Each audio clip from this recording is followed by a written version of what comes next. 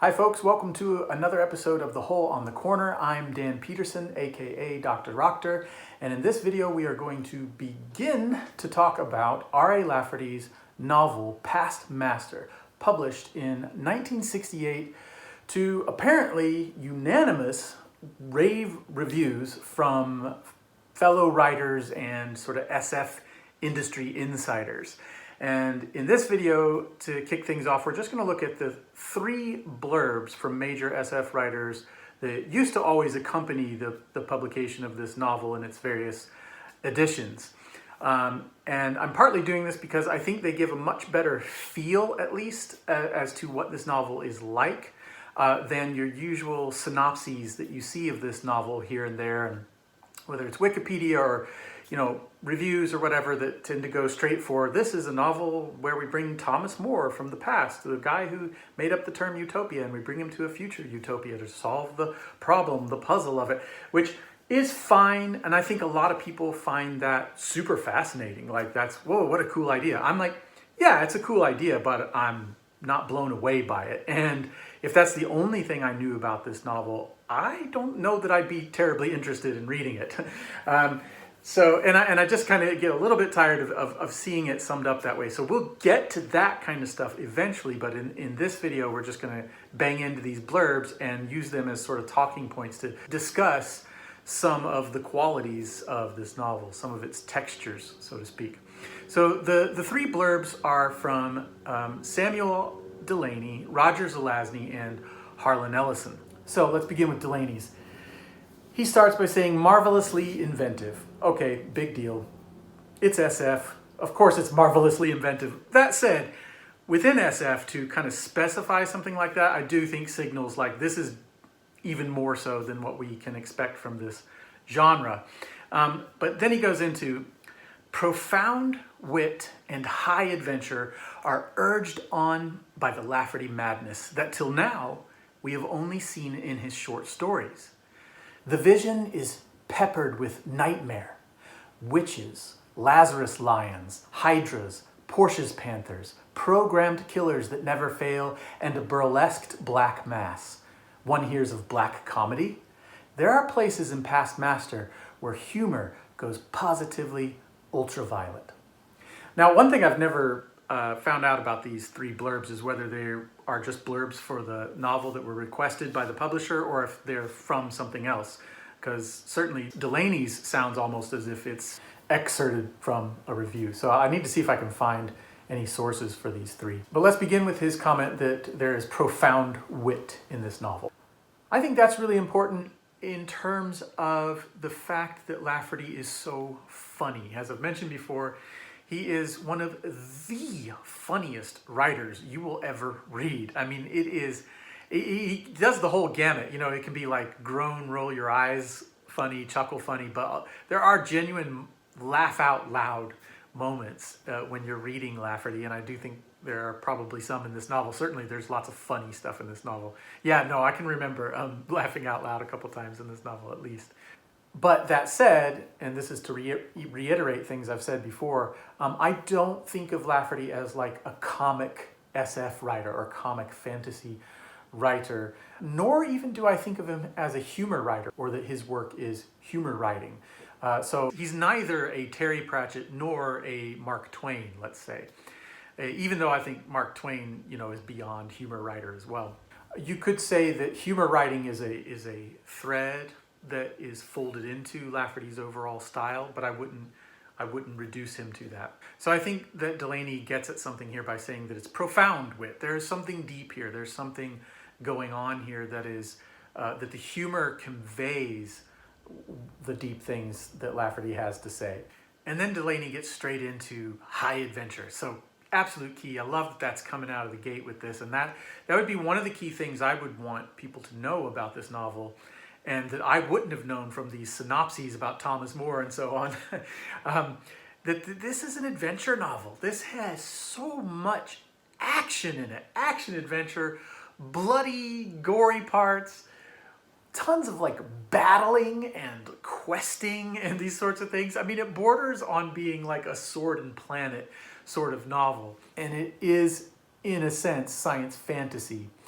it doesn't follow all the tropes of that kind of thing. Like there's no swords and there's no overt magic, I guess, in the sense of like wizardry or something like that. There are, in fact, knives in it and a lot of hand-to-hand combat, but very little, if any, sort of like shooting of any kind, which is unusual for a science fiction adventure novel. And I believe every bit of the travel, of which there is much in this novel, is on foot. It makes me think of how people have talked about like Tolkien and C.S. Lewis with, you know, Middle-earth and Narnia involving so much walking.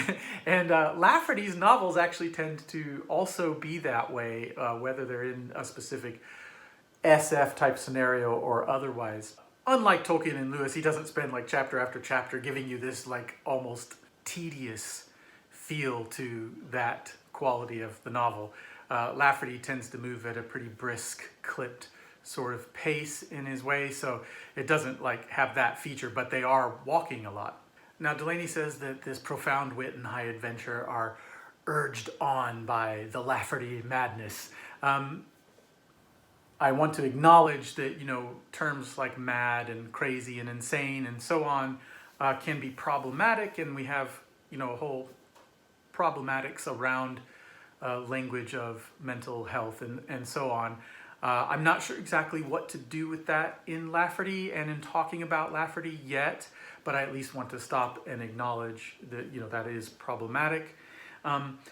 It comes up so much because so many of the reviewers and editors and so on, especially from like the 60s and 70s, but really kind of up to today, will use that term about Lafferty. He's mad, he's insane, his fiction is insane, you know, etc. And there is, you know, whatever we mean by that, you know, we're tracking on something about Lafferty's writing. I will say that it's interesting that actually Lafferty quite formally experiments with madness or insanity as a theme in various novels or aspects of novels and short stories. So it's actually something I think he thought about in a considered manner.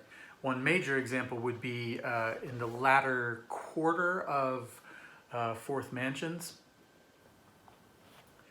where it actually takes place in a mental institution where a character is kind of trapped and deals with various inmates of that institution and their, you know, delusions or what have you.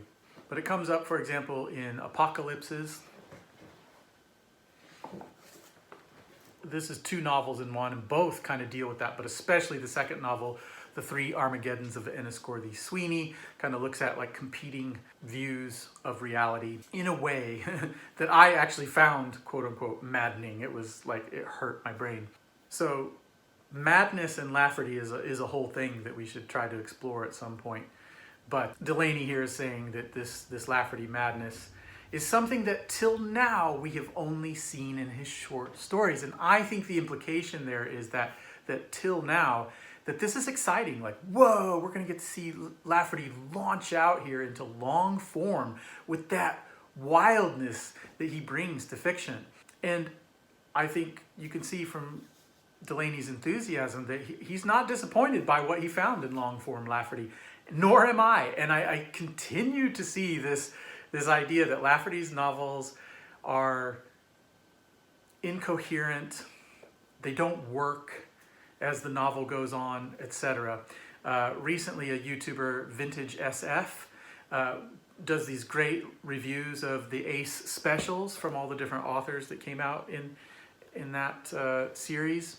So it has quite a few Laffertys, 4 or 5 of them. And he read Pastmaster and struggled with it, read Fourth Mansions, struggled much more with that, as you would, and then finally got to the story collection 900 Grandmothers and was like, I get Lafferty, I love Lafferty. And through that, I think he's interested in revisiting some of the novels, and I'm interested to see if his view of them will change at all. And I don't blame anyone for having that point of view. I just want to say that there are a number of readers out there that don't see it that way, even from a first encounter. And I have run into a number of people who encountered Lafferty first in his novels, and this is like recently, like in the last 10 years or so, and people of various ages, much younger than me included, who read a Lafferty novel and go, this is magic. I love it. So, just be aware of that. I'm not denying that they are more difficult than the short stories. And you might say they're quite flawed in a certain respect. I think that kind of has to continue to be discussed, whether certain things are really flaws or not, or if they're a form of experimentation and sort of, no pun intended, but like novel creativity happening. And the degree to which they may be actual flaws, for me, often is counterbalanced by these certain strengths that come like at the cost of those flaws, that are as exciting or more exciting than I've encountered in any other novel, in any novel that is smooth and perfectly executed. So, again, I'm always fighting that corner for Lafferty's novels. And then Delany says that the vision is peppered with nightmare. Now, this I think is important, actually. This idea of understanding Lafferty as involving vision, nightmare, dream, that kind of thing, I think can help us engage him at this long form. I think people are ready to do that in the short stories, like, okay, here's a little dream, there's another little dream, there's another little dream, as it were. But it's like, do we want to get immersed in a sustained dream and have to follow its phantasmagoria all the way through? For me, again, I guess, I have a lot of tastes for experimental music and art. Not all, and there's a lot of experimental stuff I don't like at all. I mean, maybe the majority of what I've countered that could be called experimental didn't necessarily grab me.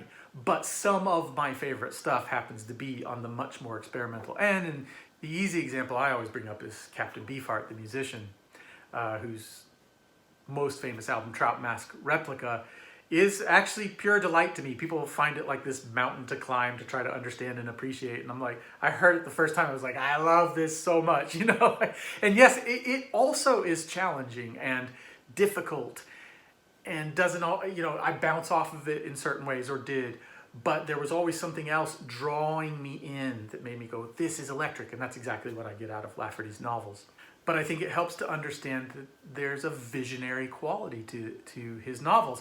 And let me just say a quick aside that when I was doing my undergraduate degree in English literature and philosophy, I found that I had to take a pre-1800 course, which I hadn't done.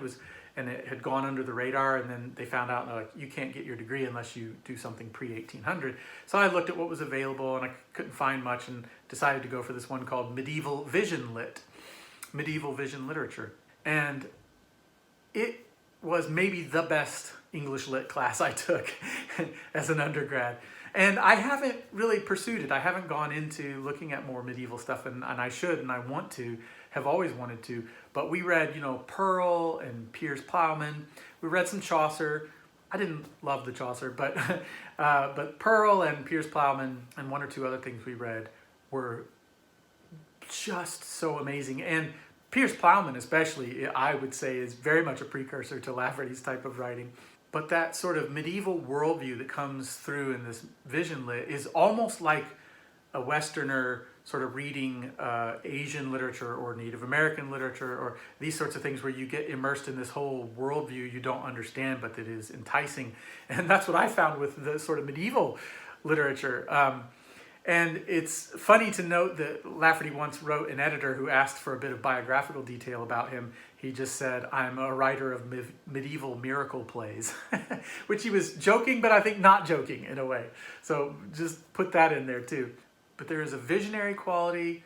Visionary is in the sense of almost mystical, and a phantasmagorical quality, a dreamlike quality. And I think Delany is getting at that here. And I think that can help readers read something like Past Master and go, okay, it's going to be dream logic, dream logic, dream logic. I think the thing that makes it confusing that Lafferty does is there's also a lot of logic. And it's not all dream logic. And there's a lot of indicators of like, okay, we're in a normal story, the way people are talking in their conversations and maybe a bit of the action and so on. And then it just constantly is sometimes subtly and sometimes very abruptly and abrasively shifting into dream logic. And that can make it a little hard to follow. And it's done in a way that is especially experimental and maybe a little brash or rough, and which is why I think of so much of Lafferty's fiction as some kind of dream punk, or at its most radical, phantasmagora punk.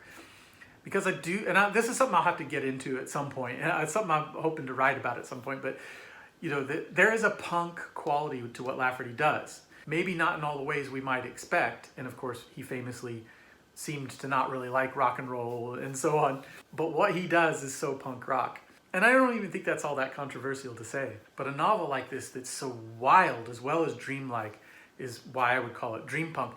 An example of him writing a novel full of sort of dream logic that's not so punk edged would be like The Devil is Dead, which is plenty strange and weird and has, explosive moments and some edges to it and that kind of thing, but just has more of a fever dream type quality to it almost. And Past Master has that fever dream quality, certainly, but at a more amped up edge. Now, as to the nightmare quality, I like that Delany says that it's peppered with nightmare. So this isn't like a nightmare novel. This isn't a horror novel, but nightmarish imagery is generously scattered throughout. And as an example of everything that Delany is trying to evoke here, he just sort of lists out these sort of predaceous megafauna, as you'll see when you read the novel, and some other qualities to it with, sort of lions, tigers, and bears, oh my, but in an alien SF way, but mixed with, some kind of robotic quality with the programmed killers and this burlesqued black mass and witches. It's just one character that's just called a witch among a host of other things that she's called. And we're gonna have to get into like some kind of feminist reading of this character, Evita, which is essentially the only female in the novel, which is bizarre. It can't pass the Bechdel test because it can't even have two women talking to each other about anything.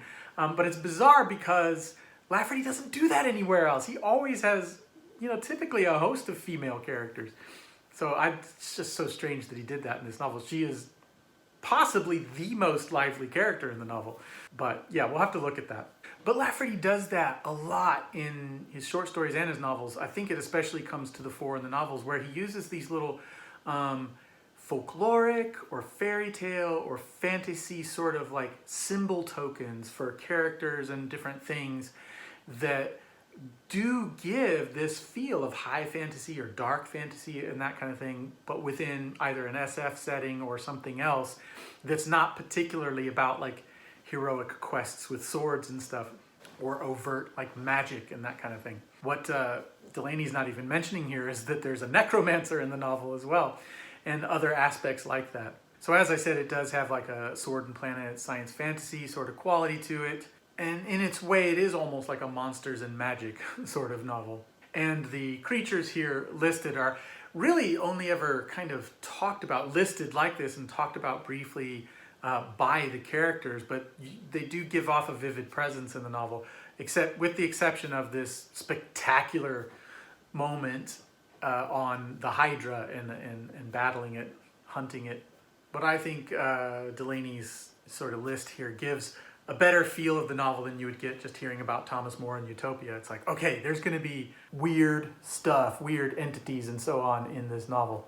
And then Delany ends by returning to this issue of Lafferty and humor. He's trying to indicate that not only is this not just comic writing as we might know it, it's not even just like blackly comic writing. It's not black comedy, dark comedy sort of stuff. It goes beyond that somehow in a way that's hard to get your fingers around. And that's why, Delany says the humor goes positively ultraviolet. What could that mean? I kind of picture that Delany in the late 60s is picturing like black lights on psychedelic posters or something. But it does point to that psychedelic, trippy quality to the novel. And this is something that Matt from Bookpilled says almost every time he brings up Past Master, which is pleasantly frequently after doing an initial review of it, and then it comes up here and there. And each time he says this acid trip of a novel, this psychedelic novel. And I think that's a bit of what Delany is getting at here. in this case, in terms of the humor, going beyond black comedy into something weirder, funnier, but darker than dark in a way. For Gene Wolfe fans, we could say it's Fuligen humor, Fuligen comedy. And I'm just going to go ahead and mention this. I'm reminded that Matt from Bookpilled recently did a ranking of all the SF novels that he's read, where he gave them grades of like A to F, and then there's like an S tier. And I'm not surprised to find that Past Master didn't make it into the S tier, but I was shocked to find that it made it into the A grade with a lot of other great stuff, which is real testament to the power of this novel, because as Matt is fond of saying, it's sort of like a treatise on primordial conservatism. I'm not sure if it's exactly that, but it is that. But is it something else also, or are there other tensions in there? Maybe. Regardless, that's how it hits Matt, and that is opposite to Matt's ideology, as it is to mine. But he like begrudgingly has to go, this novel is a trip. It's too good not to give it an A. So that's kind of fun. So moving on to Zelazny's much shorter blurb. He says, I read it in one sitting. I couldn't put it down. Lafferty has the power which sets fires behind your eyeballs. There is warmth, illumination, and a certain joy attendant upon the experience. He's good. This review kind of cracks me up, because to me it has always sounded to me like almost begrudging or somehow a little bit ambivalent. Does it hit anyone else that way, or is that just me? But I will say that unlike Zelazny, it has never hit me. I have never had the experience of reading it in one sitting, or in any way reading it really fast. Now, I will say that Lafferty's novels have the virtue of being short. They're all, say, roughly 150 pages to 300 pages-ish. Many of them quite short, under 200 pages. This is a little bit longer at just a little over 200 pages, at least in some editions. But in addition to that, almost all of his novels I have found to be page-turning. Not in the normal sense we mean that, where you have that bated breath if I need to know what happens next per se. You can have a bit of that, but he doesn't really write like that. But in the sense that for me, the pages are just very easy to turn. I can just scan down. I'm a very, very slow reader. And Lafferty's fiction can be very dense and layered and complicated and baffling, especially at that long form. But for one thing, I've never been the kind of reader to sort of overly comb over something on a first read. I can remember way back when reading the entirety of Paradise Lost, in a week or something, and just flying through it, just being like, this is delicious, I don't understand it, who cares, it's just so gorgeous to put this stuff in my mouth. And, that's the way I've read big, long Solar Cycle from Gene Wolfe or whatever, just like, man, I don't have to understand all the puzzles. I'm just enjoying the prose, these crazy images that keep coming into my head. So I read Lafferty that way. And, it's on reflection and subsequent reads and stuff that you begin to start to try to piece things together a little more, at least for me. So it's partly the kind of reader I am, but I don't think it's just that. I think it's the way Lafferty writes. He's deceptively simple. This is why people don't always get right away that, like, oh, here's like a totally top tier like literary writer, because he has so many intentional and unintentional sort of deflections from that, with sort of registers that he uses and concision of prose a lot of the time, even though he can also write sort of highfalutin prose with complicated syntax or vocabulary, but then not that, just smooth and short and crisp. So he can be deceptively simple in that way, but the virtue of that is, as I say, it's just sort of easy to scan down the page and get through and that kind of thing. So I do find that with Lafferty's fiction in general and the novels in general. But Past Master in particular was always one that was and still is. I'm probably through my 6th reading now, and my estimation of this novel has grown and grown and grown and grown every time I've read it. But it still strikes me as a very stop-start novel. It just starts rushing through, and then it just slams to a stop. And there's one review we'll look at next time that mentions this. And it may be different for different readers, because when it gets to these long conversations about politics or whatever, I think some readers may perk up, maybe even more, and just fly through that stuff with great interest. And that's not so much the case for me.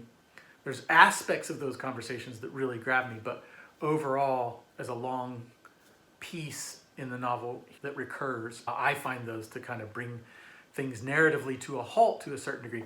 Again, even at that point, it's not really hard to turn the pages, but that feeling and that urgency, for example, that Delany mentioned, to me isn't so strong in those parts. So Lafferty said that it was a choppy novel, and that he generally wrote choppy novels, and I would agree, but I think it's a choppiness that's very much worth it. Sometimes I think of something like a speedboat, like the chop of a speedboat or something. Like, it's like, yeah, this is a bit nauseating sometimes, but man, what a thrill, you know. But I guess that's not even really what I'm talking about here with Past Master. It's more like the speedboat's going along and then it stops for a little while and you amble, you know, and then it takes off again.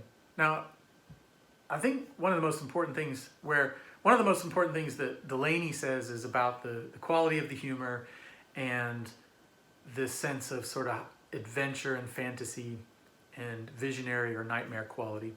And I think maybe the most important thing that Zelazny says is these images of warmth and light and illumination. That is also something I think you find in Lafferty. For all that so often people see him as a pessimist and a lot of his fiction as dark and darkly humorous, as Delany pointed out. And he can be so spiky in the way he writes, and he can be, as he called himself, the cranky old man from Tulsa. He can be so cranky. Nevertheless, there is almost always this quality of warmth to the way he writes that just invites you in, and there's a generosity there. And that it's illuminating. There's something about the world that is being laid bare in Lafferty's writing, or we are being given insight into things about reality in Lafferty's writing. And I think that's a little bit of what Zelazny's getting at here. And of course, what does it mean to say that it has the power which sets fire behind your eyeballs? It's like the ultraviolet comment. It's like, what could that mean? But it does intuitively describe something about reading Lafferty. And those are things I'm going to keep an eye on as I read through, again, this time as we go through the videos chapter by chapter, that I want to think about as I'm reading through. What is ultraviolet about this comedy? And what about this is setting fire behind my eyeballs, or what does that mean? And not only is it warm, there's a joy to it, which is, again, important in terms of Lafferty being a pessimist or dark or whatever. There is a note of joy to it. And I love Zelazny's language here, the careful language. And this is a little bit where I get that ambivalence from, but he says that there is a certain joy attendant upon the experience. So it's not just, he could have said, it's a joyous read. It's not just that, it's a certain joy, and it's hard to place what that is. What is this certain joy? That's another thing I'll be thinking about as I go through it. And that it's not like, there's so much that's immediately fiery and full of light and dark and just, you know, immediately grabbing about the novel. But here he says this joy is not immediate and it is proximate. It's attendant upon the experience of reading this novel. So in my mind, it's like something beyond text and reader and author. Something else comes in and attends upon this experience, you know, like this guiding presence, something corner of your eye, peripheral, over your shoulder. I don't know, it's almost creepy, but I love that. And that, I do think that's a quality of reading this novel, of reading Lafferty in general, that's hard to describe. And it can often be that it's once you're finished reading some Lafferty that, you know, when you put the book down, that I always think of them as these like depth charges or something will kind of go off in you and you're like, whoa. And I think that's very, very true of this novel in particular. It is working with, you could say, depth psychology formally and thematically, and that those sort of depth charges are going off in characters in the stories and then in you as the reader. And he just ends it by saying, he's good. And again, it's like, you know, in some ways there's no higher praise from a fellow writer.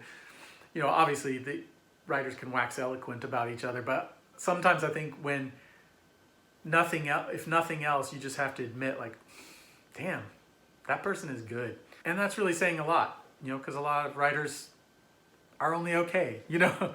To say someone is good at their art is really saying quite a lot. And sometimes I think, well, I know that some people are still kind of on the fence of like, is Lafferty good? You know, does he meet the hype and so on and so on? But I think Zelazny's like, no, he's good.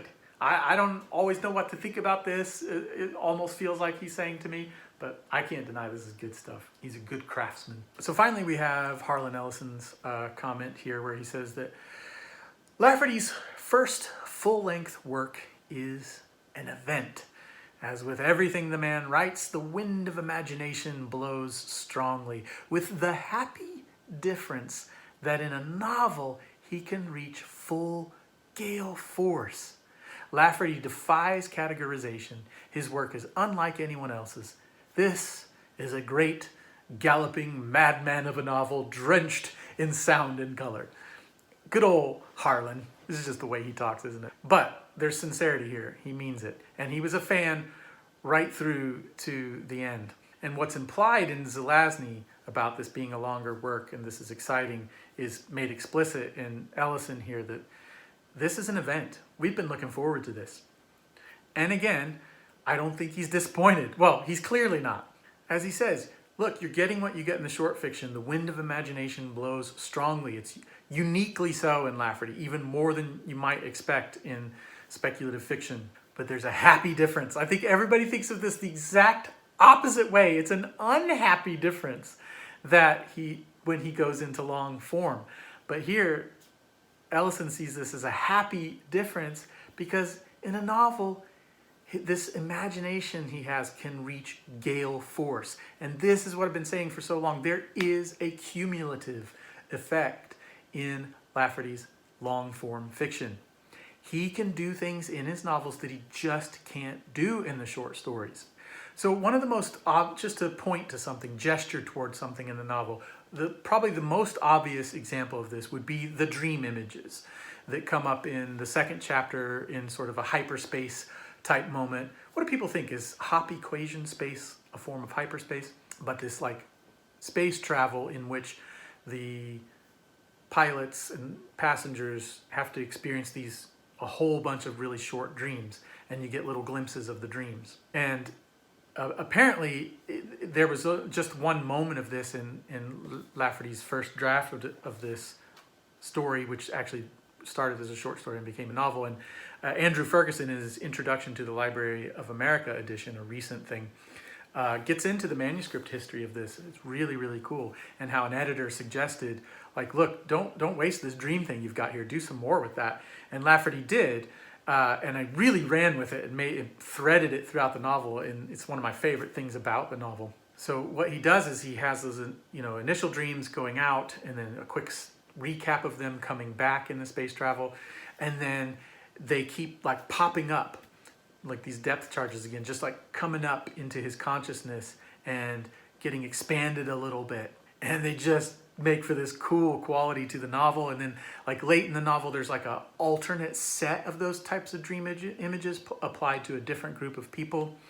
And all that is happening in stages throughout the novel, and it creates, leitmotifs, so to speak, and developments and things that you could never do even in a long short story.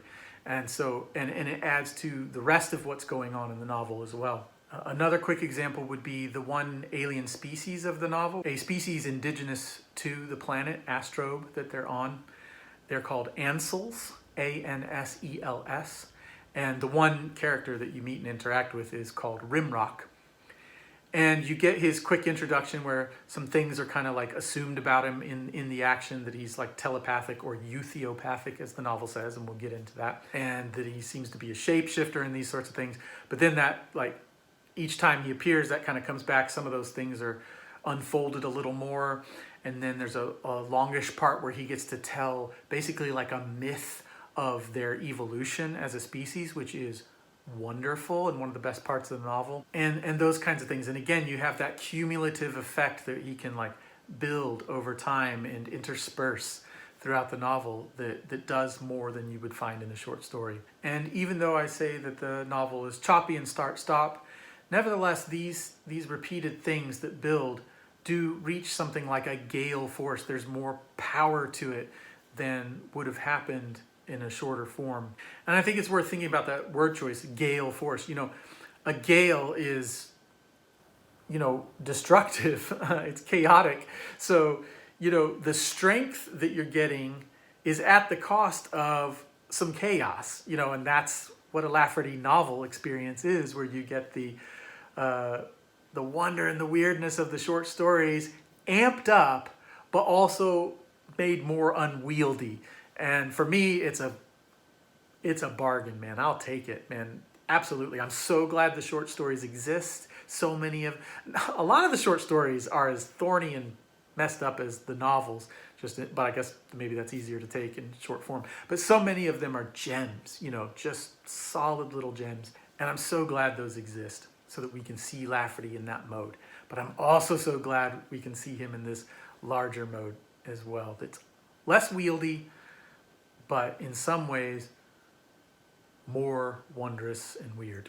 And I'm kind of a fiend for that stuff. And let me just make a note here, though, too, that when I talk about him bringing back in these pieces and sort of building something, Lafferty has a mosaic quality, and he spells that out in some stories and other places, where he's taking different pieces and putting them together in a nice, pleasing way, the way they juxtapose, that then also adds up to a larger picture. And people have talked about this with Lafferty as collage and bricolage. Gregorio Montejo talks about this. And that is very much happening in his fiction. And there is a beauty to it. There is a chaotic quality, but it's not just chaos. There's also, like, especially as you reread, you know, all that seeming chaos, it's all, you know, in the place that it was put. And some of it continues to sort of veer off and careen and make a kaleidoscopic effect, but a lot of it coheres more. And there's a beauty to, like, here's this piece here, and here's this piece here, and here's how they relate. And in a sense, this also is very unconventional as novel writing goes, because we've been taught to think of, you know, writing as something that needs to be super smooth, that you tie everything together and you show, don't tell, and all these kinds of things. And Lafferty kind of emblematizes what a lot of critics have talked about, you know, Bakhtin and Terry Eagleton and whoever, talking about how the novel in its form is dialogic, you know, it's polyvalent, many-voiced, it's heteroglossia, you know, it's a meeting place of so many pieces of literature before it, of all kinds, you know. But in what we think of as really accomplished novel writing, you fuse and smooth these things into this, like, unitary whole. And Lafferty just leaves a lot of it raw and uncut, you know. He's placed it nicely, I think, in a lot of ways, but he's going to leave the sutures in, you know, for you to see. And it's, you know, it is a Frankenstein's monster in that way. And indeed, I think has a quality not unlike Mary Shelley's Frankenstein, and people have talked about how her novels like the creature, in that it's these disparate parts kind of sewn together. And Lafferty just, like, really leaves that out there and says, yeah, in that sense, he is metafictional. He's like postmodern or whatever. Like, he's really pointing toward the art of storytelling, novelization, and so on, but in a way that is so not up himself, in my opinion, in a way that remains utterly fun and silly and wild, you know, but also serious. And again, as I say, it has a certain beauty to it. But for these reasons, as Ellison says, Lafferty defies categorization. His work's unlike anyone else's. And that's not like some boast. It's like almost like this thing you have to throw your hands in the air and say. It's like, I don't know what to do with this. I don't know how to compare it to other stuff. It's just so different. It's so unique. And of course, you've got to love his closing comment that this is a great galloping madman of a novel, drenched in sound and color. Again, acknowledging madman might be a problematic thing to say. But whilst I think that this has that stop-start quality to it, it does also feel like this galloping novel. This does describe something of what this novel feels like. And even with the term madman, you know, I'm reminded of the Nietzschean madman. And man, there are some parallels to be drawn between Nietzsche and Lafferty. There's a conversation. They make great conversation partners. Again, Gregorio Montejo talks about this with Thus Spake Zarathustra and the camel being a way to bear the weight toward becoming the overman and this sort of thing, and relating that to Lafferty's wonderfully strange novel, Not to Mention Camels. But I was reading The Birth of Tragedy recently, a thin book that I was able to finish, and I was just like, oh my God, Lafferty is just all over this, or like, as a conversation partner here. So, we could think of this madman as, it's a madman of a novel in that it kind of interacts with Nietzschean thought and maybe the Nietzschean madman. The content of what the madman and Lafferty is saying is, very different than what Nietzsche, in many ways, this is a counter-Nietzschean narrative. This novel in particular, I would say, gets directly into, it's like a counter-nihilistic narrative, but I think in its way takes nihilism very, very, very seriously. And, there may be versions of nihilism that it is misunderstanding or something, I don't know. But it is kind of on that level of like Nietzsche and formal nihilism and stuff. This is like a novel of ideas. And that was another thing that Matt said at Book Pill, that at one point he said, more than any other novel he'd read, I don't know if he'd still say that it was a novel of ideas. And some other reviewers have kind of talked about it that way, that it's a work of speculative philosophy and that kind of thing. But the fact that it is that kind of novel that's also a great galloping madman of a novel, drenched in sound and color, that's just the coolest to me, that you could mix those things. And yes, the mixture is difficult sometimes, and you could even say not always successful, but even trying to mix them with the degree of success that he has in it is a thrill to me. And I think taking drenched in sound and color just as a feel of like the textures of the novel, I think is right. I just wouldn't want you to misunderstand that, like, it's not Chestertonian, say, in the sense that Chesterton was a visual artist who understood colors and these sorts of things, and is famous for writing all these beautiful descriptions of sunsets and sunrises and the colors on buildings and things in a very sort of painterly way. Lafferty doesn't so much do that, maybe a bit here and there. So you're not going to get color in this novel in that way, but it does imply color. When you close the book, like your mind is kind of swimming with imagery and colors, that phantasmagoria. So it's still right what Ellison is saying here.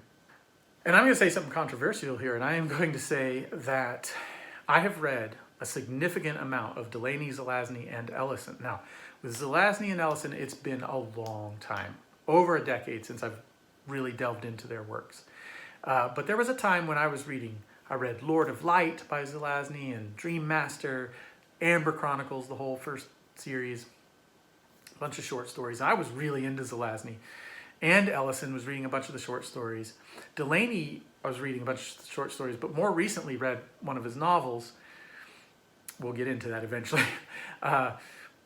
And I gotta say, the things they're saying about Lafferty, I honestly, as much as I like these authors or have liked them in the past, I would never say about them. And I know they're known as somewhat similar, of having like a wild quality, or, really experimental or really colorful or whatever it may be.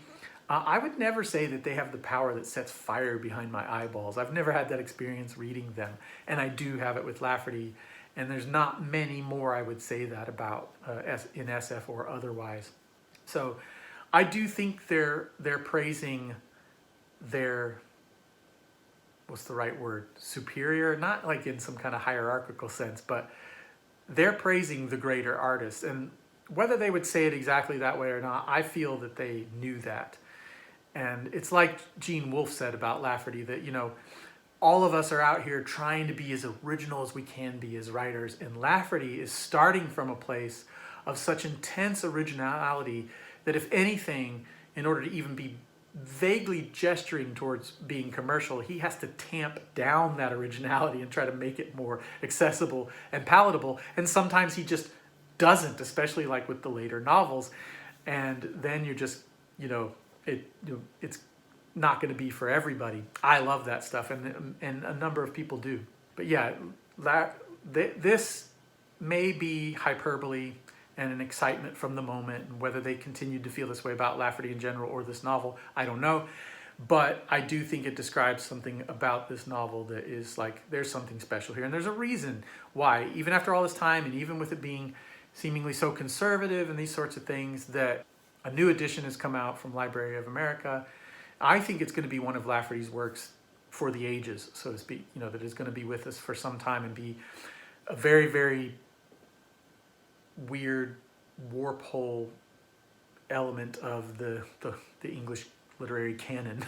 So to close then, let's just look at one more back of the novel text from around this time. I don't know if it came out in 68 or 69, maybe 70, where they try to describe something of the novel, and again, don't resort to the Thomas More and Utopia situation. Well, they do Utopia. So here's what it says. The golden planet Astrobe was perfect. It was Utopia, and it faced a mysterious crisis that would destroy it forever. In a world, this is like the movie trailer thing. In a world where wealth and comfort were free to everyone, why did so many desert paradise for the slums of Cathead and the barrio? Why were increasing numbers of the population choosing lives of bone-crushing work and squalor and disease? The rulers of Astrobe couldn't figure it out. No one in their universe could, so they searched into the past for the man that would lead them from certain disaster. There was only one choice. I guess you're supposed to pick up on the picture of him on the front and know that this is Thomas More or something, or when you read it, you're like, oh, that's cool, Thomas More. Okay, not to be a hater on everybody that loves the Thomas More element of this novel. I find it really interesting, and he's a great character in it. I just don't know how tied he is really to the historic Thomas More, and I've heard he's not so much, you know, at least from at least one scholar. But the thing that really works for me here is that they set up this question here, that one of the central weird features of the novel, that this is a utopia where everything's provided for, but people are fleeing it into horrifying conditions that will be described, especially late. You see a bit of it as the novel starts, and then late in the novel you get a big portrait of these slum cities that is horrifying, but still told in that exuberant, almost tall tale way. So I think it kind of works as a blurb in that sense, better than some might. So that's our first video on Past Master. We're going to do, I think, 3 as introductions to Past Master. And these aren't like, you know, formal introductions like on a university course or something. We're going to continue to use comments from other people as talking points to discuss it. And in the next video, whereas in this one we looked at 3 blurbs, we're going to look at 3 short reviews from around the time that the novel came out, especially from a couple of women critics who are really insightful readers of Lafferty. And that will continue to help us think about what is this novel? What kind of novel are we looking at here? And then in the third introductory video, I'm just going to do a quick chapter by chapter outline or synopsis, just maybe 5 minutes or less on each chapter, because I think that the devil is in the details in Past Master, or the devilfish is in the details. That's what the Hydra is called in it. And I think that's where you really get the juice, is if you get into some of these details. So that way we can just look at them all together all at once in one, you know, cohesive video, and then we can get lost in them as we just spend a video each on each chapter, or if it takes longer for some chapters, we'll do more than one video. And some of my inspiration for this would be the Gene Wolfe podcasts, where they just really take their time going chapter by chapter through these huge works. And, you know, with Lafferty, it's a little easier because, as I said, these novels are short. But I think it's not always understood or appreciated that there is a similar level of density and layering in Lafferty's work as there is in works like Gene Wolfe, and that it's like deceptively simple in some ways, although I think a lot of times people can sense this, but it's almost too intimidating. I think, you know, more intimidating even than a work like Book of the New Sun, just because it is so odd. Like, it's not as complicated in scope and breadth as something like Book of the New Sun, but it's so odd that as you begin to try to analyze it and talk about it, you immediately are kind of like, wait, I don't know, what? I'm not sure how to do this. And again, I don't think that's because it's incoherent. I think it's because it's partly it's complex on a level that we weren't expecting or we're not used to, and partly that we have to acclimate ourselves to this whole different like literary language to start to get a hold of it. But again, in a way that I think is fun. It's not some kind of chore. It's like exciting to kind of delve into this stuff with Lafferty. And I will have an announcement soon about Patreon and Substack related to this. And I'll make a separate video about that, but I want to start mentioning them in the main videos. And I didn't want to talk about that or outline and all that at the beginning of the video because, you know, videos tend to have too long of a preamble, and maybe mine especially have in the past. So I'm going to try to get right into the content, and then we can do housekeeping or whatever at the end, as we've done here. So thanks for checking it out. I'm glad to be back at this. My circumstances have been difficult and variable. I'm not sure that I'm going to be able to keep at this with the frequency I would like to, but I think I have time to at least do a new run of these. We'll hope that that will happen. But to the degree that I take a long time, just bear with me. If you like this and you want more of it, even if it's like not ideal, but it's filling a certain Lafferty niche for you, I would love to hear from you. And, you know, if I know people are listening and watching, then, you know, obviously that's incentive. I'm going to try to do this regardless, but, you know, it's even more incentive to hear from people. And please, you know, make comments and let's get this discussion going. One more thing I would say is I do still aim to have some guests on here, in particular to talk about Past Master. Again, I'm not sure how soon I can do that, but I am aiming toward that. And if you have suggestions for that, please let me know. All right, thanks for tuning in. Take care. Bye.